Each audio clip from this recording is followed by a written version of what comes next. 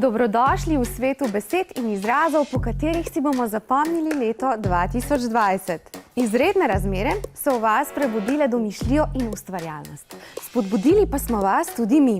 16. marca ste si lahko ogledali prvi izodrom, ki je v prvem valu epidemije postal del vašega korona časa. Takšne oddaje še ni bilo, pa tudi takšnih razmer ne. Med šolanjem nadaljavo pa so del vas postale tudi spletne učilnice.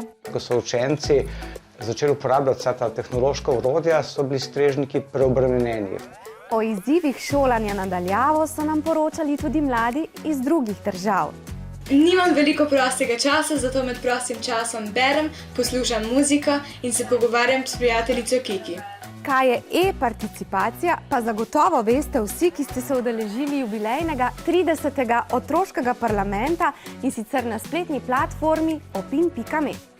Prejeli smo lepo število mnenj, idej in razvilo se je kar nekaj zanimivih debat. Dogajale pa so se tudi lepe stvari. Tole so korona ljubljenčki, kuža Charlie, pa mucka Kori in Roni. Maja pa ste se v šole vrnili devetošolci. Za vas je bilo minulo šolsko leto sploh zelo posebno, saj ste imeli tudi prav posebno valeto. Improvizirali smo, nekaj novega izbrali, kar bi tudi nasmejalo naše sošolce. Nacionalno preverjanje znanja pa je prvič v 20 letih odpadlo. Po poletnih počitnicah, med katerimi ste tudi zaradi turističnih bonov raziskali Slovenijo, je nastopilo novo šolsko leto tudi prilagojeno korona razmeram.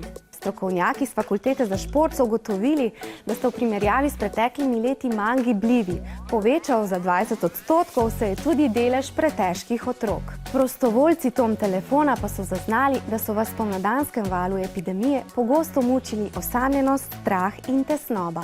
A rezultati mednarodne raziskave, v kateri so sodelovali mladi iz 42 držav, kažejo, da ste bili mladi, ki ste bili o korona dogajanju dobro obveščeni, tudi zaradi infodroma in izodroma, manj zaskrbljeni.